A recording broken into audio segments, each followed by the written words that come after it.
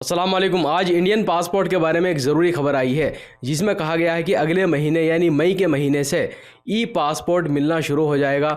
यानी Indian passport जो आपको मिलेगा उसके अंदर एक चिप लगी हुई होगी जिसके अंदर आपकी पूरी जानकारी होगी। तो डिटेल से इसी वीडियो में आपको बताऊंगा। इसके अलावा आज Saudi ministry of human resource and social developments की तरफ से सभी कफील और कंपनियों से कहा गया है कि वो अपने गैर मुल्की वर्कर को 10 दिन या ज़्यादा से ज़्यादा 15 दिन की पेड लीव दे, यानी छुट्टी के साथ में सैलरी भी दे ताकि वो हज कर सके। इसके बारे में आपको बताऊंगा। इसके अलावा भी काफ़ी सारी ज़रूर जानकारी आई हैं, तो आपसे रिक्वेस्ट है वीडियो को शुरू से लेकर आखिर तक ज़रूर देखें और इस वीडियो को लाइक ज़रूर कीजिएगा और अपने दोस्तों के साथ में शेयर ज़रूर कीजिएगा ताकि उनको भी इसके बारे में जानकारी मिल सके।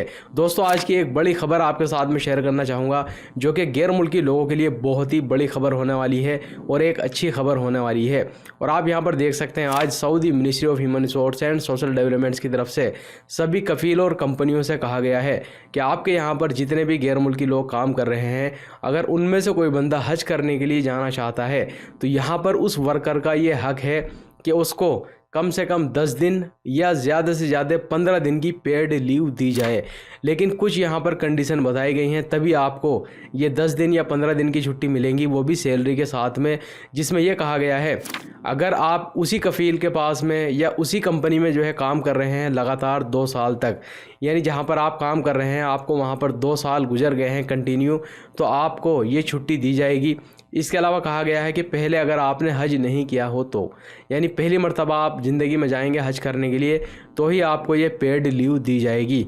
तो इस चीज़ का ख्याल रखें। जितने भी हमारे गैर मुल्की भाई अगर अभी हज करने के लिए जाना चाहते हैं तो बहुत ही अच्छा मौका है, क्योंकि 10 दिन या 15 दिन के आपको छुट्टी भी मिलेगी सैलरी के साथ में और आप आराम से हज कर सकेंगे। इसी के साथ खबर में ये भी बताया गया है कि ये कफ़ील और कंपनी के ऊपर है कि वो कितने बंदों को छुट्टी देंगे हज करने के लिए। क्योंकि ऐसा तो है नहीं, मान लीजिए किसी कफ़ील के पास में या कंपनी में 100 बंदे काम कर रहे हैं और वो 100 के 100 बंदे कहने लगे कि हमको तो हज करने जाना है इसी साल, तो ऐसा नहीं होगा। यहाँ पर कंपनी और कफ़ील को इख्तियार दिया है कि वो कितने बंदों को इजाज़त देंगे हज करने के लिए, ताकि उनका काम भी चलता रहे, काम बंद ना हो। तो वो अपने हिसाब से, मान लीजिए हो सकता है कि हर साल वो 10 बंदों को, 15 बंदों को या 20 बंदों को इजाज़त दे दें हज करने के लिए, और उनको वो 10 दिन या 15 दिन की छुट्टी भी देंगे सैलरी के साथ में।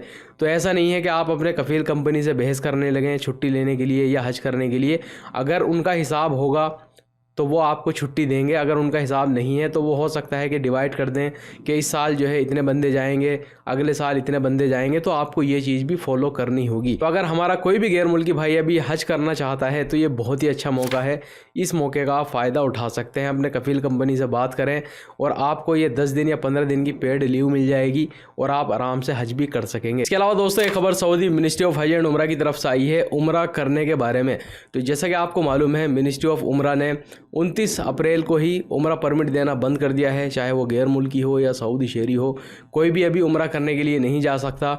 जिनके पास में सिर्फ हज का परमिट है या हज की वीज़ा है वही लोग अभी मक्का जा सकते हैं, उमरा भी वो कर सकते हैं और वो हज भी वहाँ पर करेंगे, क्योंकि अभी पाबंदी लगा दी गई है। और देखिए, ये पाबंदी इतनी ज़बरदस्त जो है लगाई गई है कि शायद आपने पहली मर्तबा ऐसा देखा होगा। और आप यहाँ पर देख सकते हैं कि मस्जिद अल हरम का जो सहन है वो पूरी तरह से खाली है। मुश्किल से 150, 200, 300 लोग आपको वहाँ पर दिखाई देंगे, जो कि बहुत ही आराम के साथ पुरसकून से जो है उम्रा अपना अदा कर रहे हैं। और ज़्यादातर या तो ये लोग मक्का के अंदर ही रहने वाले हैं, वही लोग अभी जा रहे हैं, या अभी कुछ फ़्लाइट आई हैं अभी इंडिया से, पाकिस्तान से और भी कुछ कंट्री से फ़्लाइट आई हैं जो कि बहुत ही महदूद हैं। कुछ ही लोग आए हैं, कुछ लोग मदीना जो है भी गए हैं। तो बहुत ही एक पुरसकून माहौल आपको देखने के लिए मिलेगा। और ऐसा यहाँ पर देखने से लग रहा है जैसे कि कोरोना के टाइम पर होता था। कोरोना के टाइम पर आपने देखा जब पाबंदी लग गई थी, एक टाइम तो ऐसा भी था कि मस्जिद अल हरम पूरी तरह से खाली हो गया था, एक भी बंदा मस्जिद अल हरम के अंदर मौजूद नहीं था।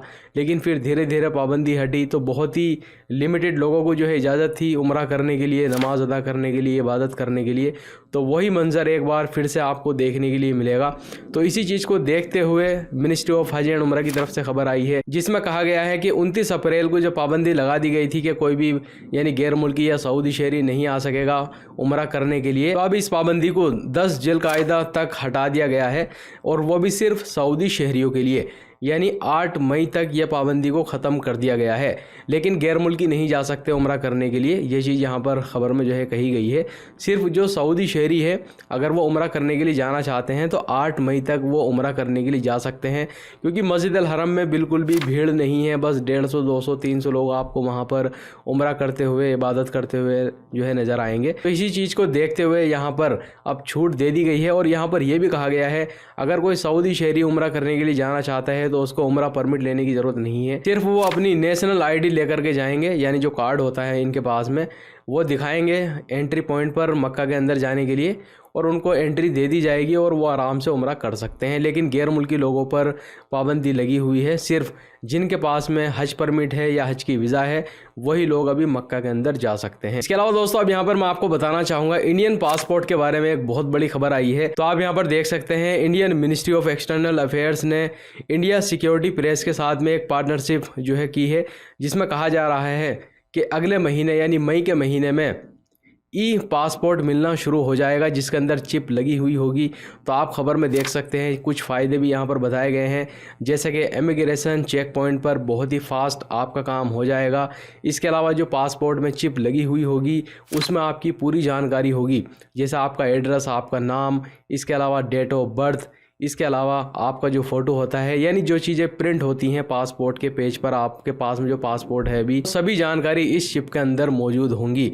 इसके अलावा यहाँ पर यह भी कहा गया है कि ये ज़्यादा सिक्योर है, इसमें फ्रॉड नहीं होगा, क्योंकि काफ़ी लोग क्या करते हैं जो अभी प्रिंट वाला पासपोर्ट आता है जो कि अभी अक्सर लोगों के पास में वही है, तो उसमें धोखाधड़ी भी हो जाती है, कुछ चेंजिंग जो इसमें कर दिया जाता है।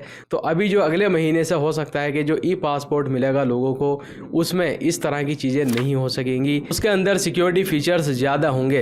इसके अलावा कहा गया है कि आपका जो इमिग्रेशन क्लियरेंस है वो बहुत ही तेज़ी के साथ हो सकेगा।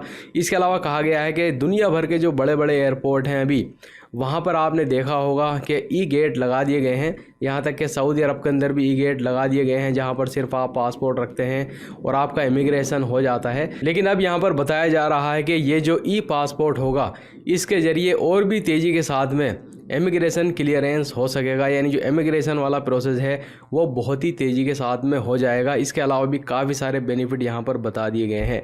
तो अब देखना ये है कि आने वाला महीना जो मई का महीना है यानी मई 2025 में कब से इसकी शुरुआत होती है और इंडियन लोगों को कब से ये मिलना शुरू होता है। तो आप लोग इसके बारे में क्या कहना चाहेंगे कमेंट ज़रूर कीजिएगा और इस वीडियो को अपने दोस्तों के साथ में ज़रूर शेयर कीजिएगा। और आपने अभी तक हमारे चैनल को सब्सक्राइब नहीं किया है तो चैनल को ज़रूर सब्सक्राइब कर लीजिएगा, क्योंकि सऊदी अरब के अंदर गैर मुल्की लोगों से रिलेटेड जो भी बड़ी खबर आती है इस चैनल पर हम लेके आते रहते हैं। वीडियो देखने के लिए बहुत बहुत शुक्रिया।